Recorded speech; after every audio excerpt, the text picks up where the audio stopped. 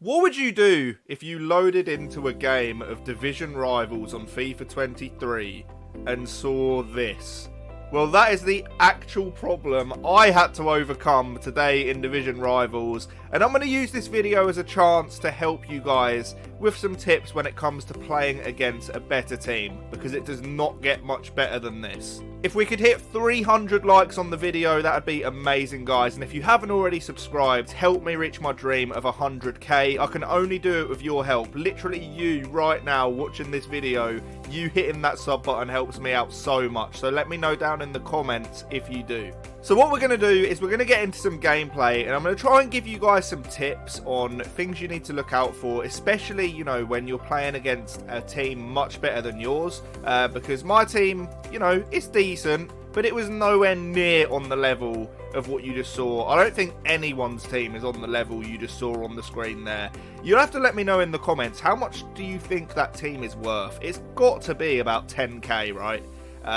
It was just absolutely insane. Like, when you've got Gullit at centre-back, you can just ride it off there. So one thing I had to be super careful of was these through balls in behind. Obviously, he's got like the quickest team in the game, so it's very important, just on this meta in general, to mark these in behind balls. You can see here, I'm using the second man press, I'm switching with the right stick, and I'm just trying to close off any potential space in behind, because when he's got players this good, this quick, if he gets one chance, it could be all over. So I'm trying to restrict him to just little pop shots from outside the box, and, you know, bits of play that I don't think are going to be too much of a threat to me.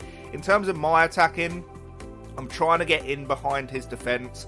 It doesn't matter how good your defenders are on this game. If someone gets a through ball round you, they're going to struggle to recover. So you can see here, I'm using the wings a lot. I'm trying to just get in behind. But when he's got Maldini and Vieira at centre-back, it is not the easiest task. You can see here another through ball attempt from him. He plays the ball with Gullit into Pele.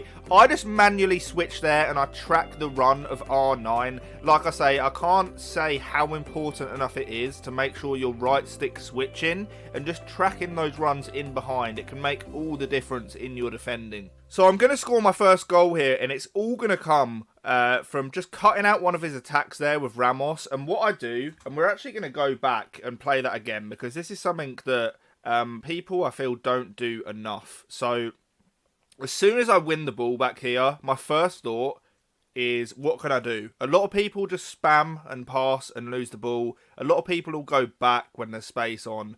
What I'm doing here is I'm looking to see if there's any forward options. You can see I've got a player in the middle of the pitch there, and I'm just going to find him, and then I break the lines, and I'm in a good position here. I'd use L1 to trigger the runs of both my strikers, and then I play the ball in behind. And like I say, once you get here, it doesn't matter whether he's got Maldini, Vieira, any centre-back. If you're in behind, you're in behind. So then a great left-footed finish into the bottom corner, and we're 1-0 up, which is always a relief when you're playing against a super team. Here I get a little bit lucky. He manages to get in behind, and obviously I know that with PK here, I'm just never going to win the foot race with Mbappe. So what I try and do is just cut out any potential pass to R9 whilst not letting him in. So you can see I'm running side by side. I mark the inside, but then he goes back out. Really good play from him. You can see here I'm second man pressing, just to try and keep Ramos in the passing lane in front of R9. He goes for the driven pass across, but it was covered and it ended up going behind him. Okay, so this is just going to be some nice quick attacking play. We get the ball in our defence, work the ball into the midfield. Nice one-touch passes here, and what that does is it really pulls your opponent's players out of position. They're just going to be trying to work out what's going on. What I'm doing here is I'm triggering the runs with L1. You can see a full-powered through ball. I know I'm not going to get in behind, so I sort of try and hold the ball up a little bit. We work the ball there with Pele. His keeper is coming out. So I go for a ball roll scoop, which does sort of beat the keeper, but then when I try and play the pass, it goes behind my player, so we just have to try and work something back in. Gullit recovers, because Gullit is Gullit, and unfortunately that attack does come to an end. Good manual press there. Gullit being Gullit again. What am I seeing, man? That guy is just insane. Vieira recovering. It just felt like against this guy, and, you know, it is a massive disadvantage playing against a team like this. It just felt like no matter what, his players would win the ball. And that's why you have to be so precise when playing against a team better than yours. But it is doable. So this is one of my favourite ways to attack. I get the ball out wide with my fullback, and then I play a little 1-2 with the winger. So he's going to run in behind. I just wait until he's on the shoulder of the fullback, and then play a chipped through ball in behind. Just gives you a lot of space and opportunity to beat the fullback. You can see we cut the ball here into a dangerous area. And there's a number of things you can do from a situation like this. You can either run straight, you can maybe throw in like an elastico, a drag back. Here, Maldini just completely cuts it off, and then he ends up on a counter-attack. So again, we go back into that state of marking the balls in behind, making sure there's nothing dangerous, because you can't afford to have the likes of R9 and Pele in space. So you can see here again, just trying to get close. Really nice play from him there, actually, but we do manage to mark him out and get the ball with PK and go on a little counter-attack. But Gullit, being Gullit once again, wins the ball, and we get fortunate here. As soon as he turned on team press, it just turned into an absolute mess of a game, because his players were just so much better. They win everything, and it's just so hard to deal with. One thing he was doing, which is very effective, and you're going to see here, is he's just spamming offside traps, and that's something that I actually do recommend when when the ball's like in your opponent's half, because even though your line's pushed up, the space is just so congested. You see here, like, I've just got nothing to work with, so I'm trying to play a through ball, and I'm just offside. It's something I do a lot as well, just to keep your line up really high, and it's almost one of those where even if they do get a through ball in behind, there's so much space, you have time to recover.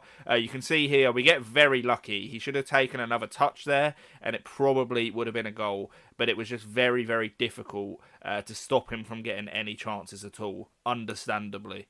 Bringing out your goalkeeper is another very important thing that can save you. So you have to spot it early. So I see here, R9's in behind. There's nothing I'm able to do. I'm not even switched to Ramos at this point. He is in behind. So my thought process was, as soon as he gets the ball, I'm just going to bring the keeper out and hope. So you can see here, he takes one touch, my keeper's rushing out, and we get very lucky. Is that a penalty? You'll have to let me know down in the comments, but we get away with that one, and then it gives us an opportunity to go onto a counter-attack. We've got Alawiran, who is just the quickest player in the game, without doubt. Little player lock there to cut the ball back, which is something that you guys should add into your game, and then we do find the finish. So let's play that one back again. We get the ball down the line here, and my first thought is Neymar's just going to be running offside, so we need to do something about that. I activate the player lock and drag Neymar back. Maldini's not expecting it, so we get the pass off, and then we're able to find the back of the net. That goal is not possible without the player lock.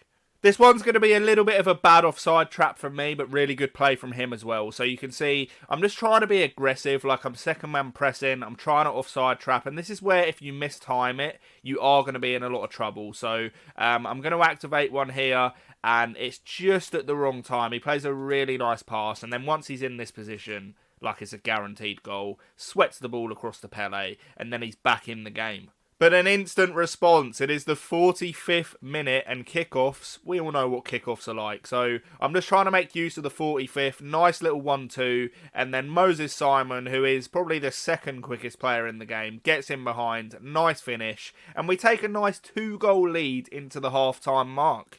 And here comes the fourth and final goal. So I get the ball out wide, and at this point, I'm trying to just sort of let time go by a little bit. I'm trying to not give him the ball too easily, make him pull players out. At the end of the day, I've got a 2-goal lead. He's got a super team. I'm not going to want to give him the ball back for free, right? So you can see here, I'm just taking my time on the edge of the box. This is something you guys need to be doing as well when winning games. We get a little bit lucky here to keep the ball, but we recycle it well. I try and always get into these positions on the edge of the box where I can then try and work something inside the box. So you can see, play the ball to Neymar, a little first time pass into Valverde. He thinks I'm going to try and shoot on his right, so I go onto his left, and then a beautiful finish into the top corner. And as you can see, he does leave the game. We do get the win. And the moral of the story for this video is, whilst pay to win should not be a thing in FIFA, it doesn't necessarily mean that you can't win games. So I hope you enjoyed this video and it helped you. If it did at all, I'd really appreciate a like and a sub onto the channel. And do let me know in the comments what you want to see. But thank you for watching, and peace.